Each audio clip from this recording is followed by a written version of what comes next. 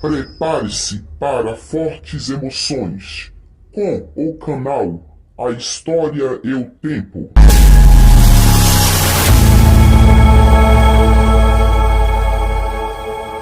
Este corte deste vídeo eu querer mostrar no meu canal A História e o Tempo é um corte de um vídeo do canal Além da Fé do Jason Ferrer, onde ele faz uma descrição psicopata, sociopata, terrorista, genocida, monstruosa e doentia do chamado Deus mitológico Deus de Israel, onde o próprio Deus de Israel faz com que os pais comam até seus próprios filhos. Aí eu pergunto a você, que tipo de Deus é esse que faz com que os pais possam comer a carne dos seus próprios filhos? Você aí, cristão, você faria isso com seu próprio filho e filha? Eu acho que não, não é? Aí eu pergunto mais uma vez, isso é bondade por parte de um Deus misericordioso e bondoso? Que tipo de bondade e de misericórdia é essa? É uma loucura, uma psicopatia, porque isso se chama canibalismo. O canibalismo é a prática de um indivíduo matar e se alimentar de outros da mesma espécie. Isso acontecia muito em algumas tribos indígenas, onde eles praticavam o canibalismo como uma prática religiosa, e também em período de extrema fome. Observem bem, quando nós analisamos as monstruosidades e as falas doentias desse suposto Deus de Israel, é algo extremamente absurdo e incomparável com todas as atrocidades com o que a própria humanidade tem feito durante toda a história. Um Deus que mandava cortar a mulher grávida ao meio só pelo fato que alguém onde ela vivia adorava outros deuses. E o pior, que o crente lê uma passagem dessa, vai dizer amém, glória a Deus, não sabendo ele a gravidade e a monstruosidade que um texto desse pode trazer. É a mesma coisa você estar glorificando um terrorista matar centenas de pessoas em nome de Alá. Para quem não sabe, Alá é o mesmo Deus de Israel no islamismo. O que muda só é o nome. Então, esses textos sanguinários que a Bíblia nos apresenta, isso torna uma nação doentia, psicopata, transtornada, esquizofrênica. Por isso que temos um país de uma sociedade totalmente violenta, ignorante, que vive se destruindo uns aos outros. Que não tem progresso, onde a desigualdade, a fome e a criminalidade é a base social do Brasil. Temos uma nação brasileira doentia psicologicamente, onde o Brasil é considerado recorde de pessoas ansiosas, que é um transtorno muito sério, que leva até a depressão e a morte. Por isso que o Brasil é dessa forma, uma nação que tem um livro monstruoso e sanguinário como a Bíblia, como referência de bons costumes e bons hábitos. Então, está explicado por que o Brasil é dessa forma. Uma parte muito interessante onde Jason Ferrer vai citar é a parte da chamada Torre de Babel, que na Bíblia descreve uma construção que era em forma circular e que era tão alta que chegava, ou seja, tocava ao céu, tocava no céu. Aí você vê logo que é uma mitologia, porque onde é citado da Bíblia, onde ficava essa Torre de Babel, que era justamente a antiga Mesopotâmia, as construções na antiga Mesopotâmia em forma de pirâmides não eram arredondadas, ou seja, circular. Elas eram construídas em formato quadricular ou triangular, que são os zigurates. Suas alturas eram, em média, a 91 metros no máximo. A mentalidade dessa descrição na Bíblia sobre essa Torre de Babel é uma visão totalmente retrógrada, que não tinha conhecimento nenhum do que era o universo, onde eles tinham uma visão de que o céu tinha um limite através do domo, onde lá ficavam as estrelas, o sol e a lua dentro desse domo. E o pior, que os cristãos levam isso a sério, que realmente existiu essa torre de Babel e uma terra plana com o domo. E o que me deixa mais estarrecido é que os próprios cristãos não conhecem a própria religião, a própria Bíblia. Quase 100% dos cristãos não sabem qual foi a primeira religião a surgir no mundo. Uma vez fiz uma pesquisa onde a pergunta era: qual foi a primeira religião do mundo? Praticamente todos diziam que era o cristianismo. A pessoa seguir uma religião e não saber nada da sua origem, não saber o básico, que o cristianismo é uma religião muito recente, é ela e o islamismo. Essas duas religiões são da nossa era comum. O cristianismo tem cerca de 2000 anos. Já o islamismo tem aproximadamente 1446 anos. Agora a gente vê isso de pessoas estudadas, que têm ensino superior ou até mesmo doutorado. Agora, por que isso acontece? Porque essas pessoas só vivem baseada na Bíblia, em uma mitologia sem fundamento. Vive da crença que foi transmitida pelos líderes religiosos ou pelos pais.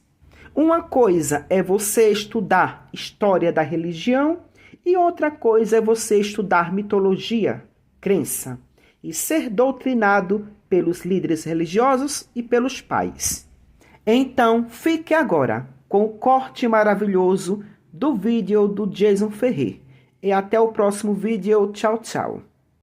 Porque você veja, Brasil, por favor, é só a gente ter bom senso. É nós sermos sensatos. Se você consegue livrar uma criança, se você jamais atacaria a honra de uma criança, de um doente mental, como é que você vê Deus aniquilando pessoas deficientes físicos, pessoas com problemas mentais, idosos sem se proteger direito? Imagina um idoso, coitado, numa cadeira de rodas, e Deus mandar executar essa pessoa. Por quê? Por causa da religião dele, por causa do que ele vive, por causa da cultura dele. Eu não gosto da cultura dele, por causa da sociabilidade, por causa da adoração que ele tem a outros deuses, por causa do que ele pode fazer a Israel no futuro. Eu não quero esse povo. Rape tudo, limpe tudo, faça uma limpeza étnica. Eu quero que você lave a sociedade de tal forma que elas fiquem santas como eu. Eu sou santo, eu quero todo mundo me adorando. Eu não quero concorrência, porque não existe outro Deus além de mim. E ai de você, se você adorar outro Deus além de mim. Eu vou pegar você como se pega um piolho e vou esmagar você. Eu vou cortar você em detalhes. É isso o que você vê na Bíblia. Você fala, não, Jason, não é isso não. Brincadeira, tem hora. Isso nós não vemos na Bíblia, porque você não leu. Se você ler, você se torna um ateu. Veja que o Deus de Israel, a figura central das religiões abraâmicas, judaísmo, cristianismo e islamismo, é descrito como onipotente, um Deus justo e benevolente por seus seguidores. No entanto, Brasil, uma análise crítica de seus atos e mandamentos revela um retrato muito mais sombrio.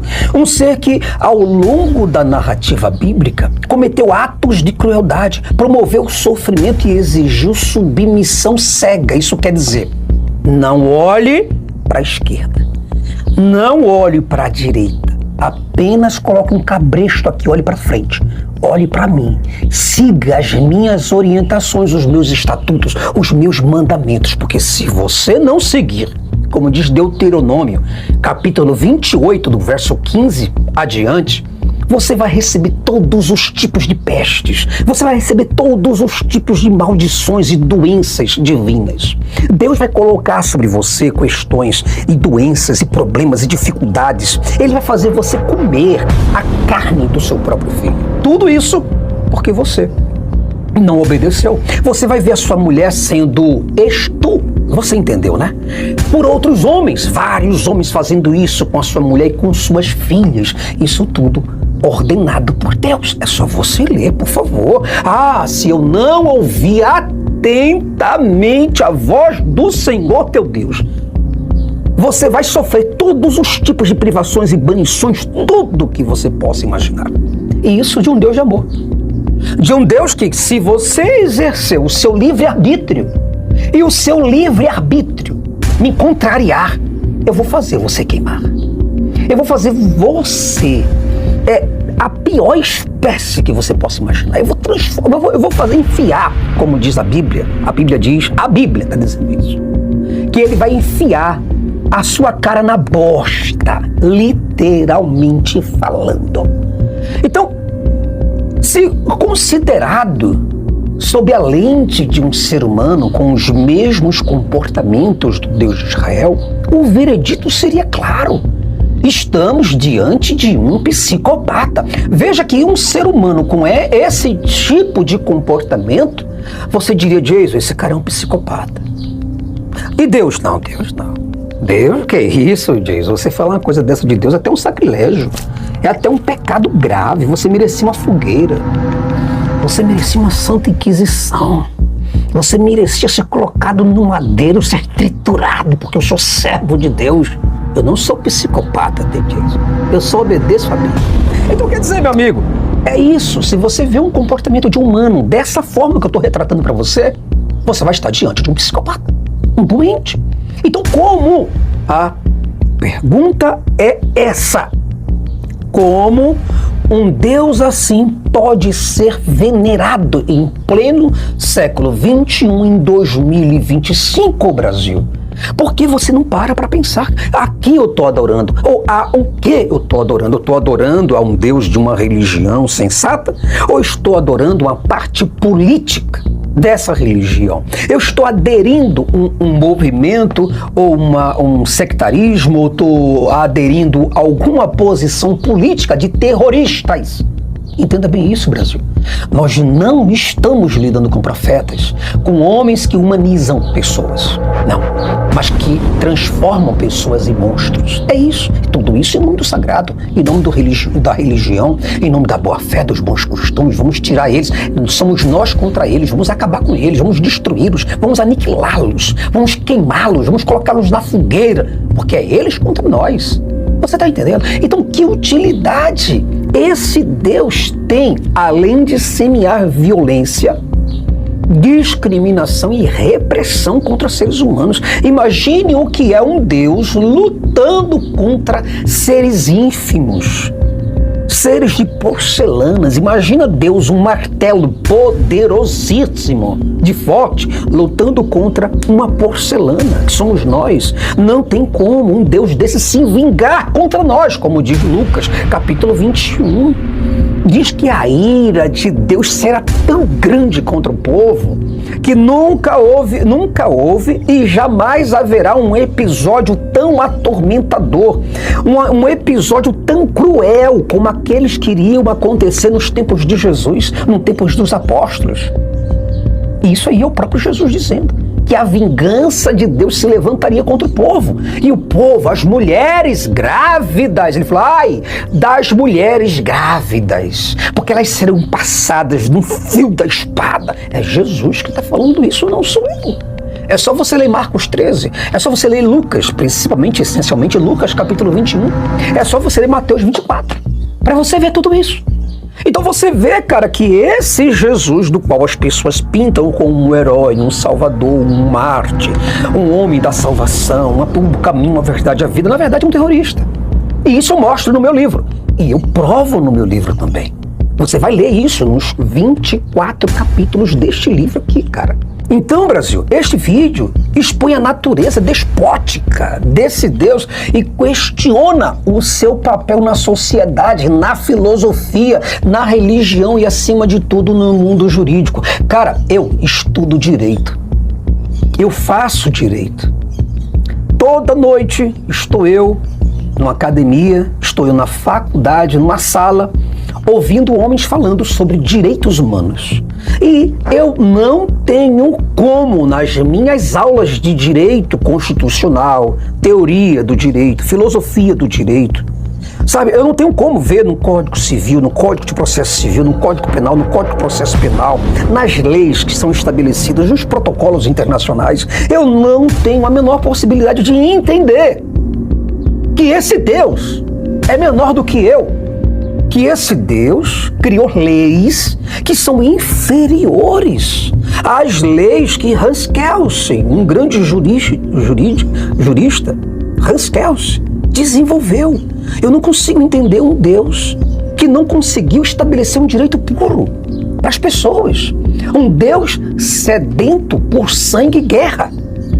Um Deus que a única coisa que ele objetiva, duas coisas: sangue através de guerras. Ele quer guerra.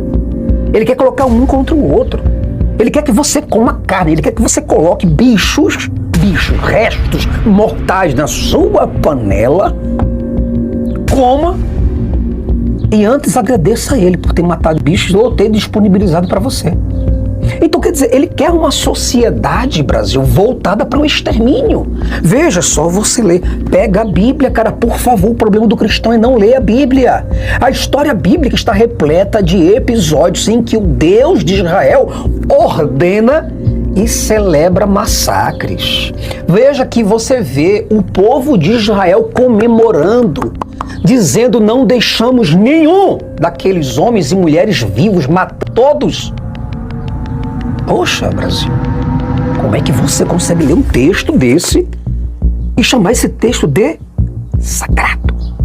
Jason, mas é Deus. Não, Brasil, não é Deus. Assim como não é Deus atrás de um homem-bomba. Assim como não é Deus por trás daqueles homens terroristas. Aquelas pessoas, por exemplo, que andam explodindo prédios. Os profetas do islamismo vão dizer: com certeza isso é Deus, isso é Alá, é a promessa, é a vontade de Alá, mas você sabe que não é. Você sabe que aqueles caras que colocam dezenas de centenas de pessoas de joelho e sai fuzilando, pei, e dando tiros em corpos. Você sabe que isso não é de Deus. Mas quando agora é o seu livro sagrado que está dizendo que é Deus, aí você diz: não, realmente aqui tem que ser Deus. Moisés não é Osama Bin Laden, que Osama Bin Laden é de Alá, eu não estou nem aí é terrorismo mesmo. Mas quando é Moisés, Abraão, Jeú, quando é Sansão, aí é tudo homem de Deus, é tudo Deus mandando. Você está entendendo que você não está tendo discernimento para nada? Desde a destruição total das cidades como a de Sodoma e a cidade de Gomorra, aos genocídios dos povos cananeus, essas entidades, ou essa entidade, ordena mortes em massa com frieza aterradora. Ele não tem piedade e misericórdia de ninguém.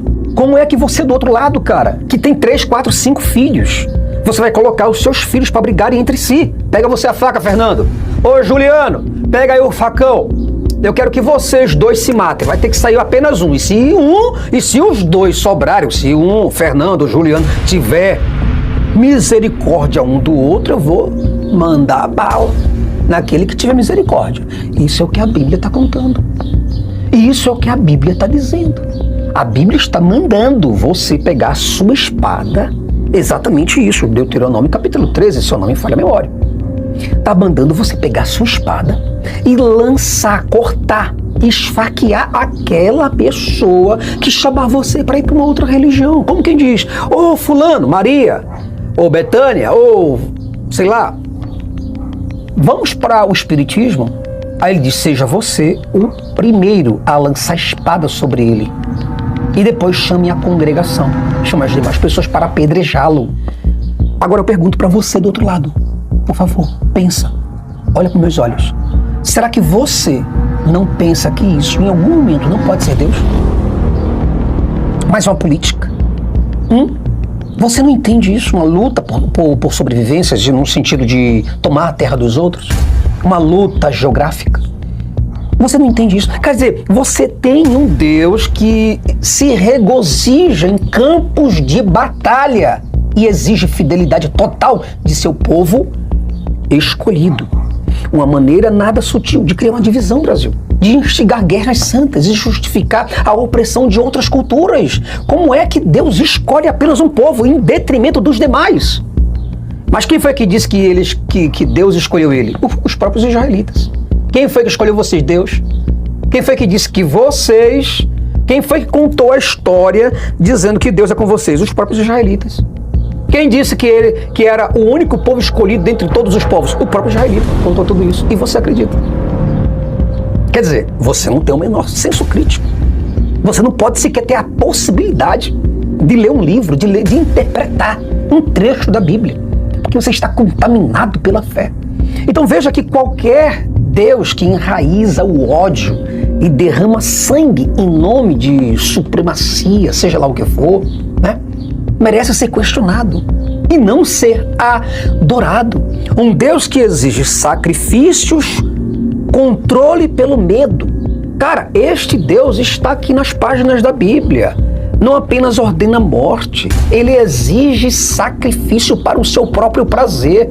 De Abraão, por exemplo, ele pediu o sacrifício de seu filho em um teste de lealdade, que mesmo sendo interrompido no último momento, revela, Brasil, um desejo psicótico por controle, por dor. Os sacrifícios de animais estão aqui na Bíblia. Sangue vertidos no altar para aplacar a sua ira ou satisfazer os seus caprichos são apenas outra prova de seu caráter manipulador. Então, que tipo de ser supremo, dotado de poder absoluto, precisa de sangue e adoração incessante para validar sua existência, Brasil? Veja que é um Deus que se opõe à liberdade, se opõe ao progresso humano, se opõe à justiça. Você vai ver o Deus de Israel, em sua narrativa, frequentemente coibindo a liberdade de pensamento, desdenhando do progresso científico e se opondo à união humana. Sabe o que ele diz sobre o conhecimento humano? Que é merda, esterco, que é pano, como é que é pano? E eu esqueci agora como é que é o nome. Mas ele diz que antigamente as mulheres, no tempo da sua menstruação, colocavam um pano por debaixo. Ele chamava o conhecimento humano daquele pano, um pano podre. Ele dizia que o conhecimento humano não é nada, que não significa nada, que as pessoas deveriam clamar a ele e não a ciência. Ele nunca foi a favor da ciência, nunca foi a favor do progresso humano. Você quer uma prova disso? Veja a Torre de Babel. É um exemplo gritante de sua psicose. Você está adorando um Deus psicopata. Ele desceu, Brasil. Você está pensando que ele desceu para interromper um estudo? Você entendeu? Ele não desceu para isso, não. Ele desceu porque ele observou os homens construindo uma torre. Ele desceu para confundir a linguagem humana. Sabe por que isso? Porque ele temia o avanço. Ele temia a cooperação entre os humanos. Isso mostra um ser completamente inseguro. Ele demonstra, na verdade, um cara paranoico, pronto para interferir sempre que o livre-arbítrio ameaçar o seu domínio. Ah, o homem tem livre-arbítrio.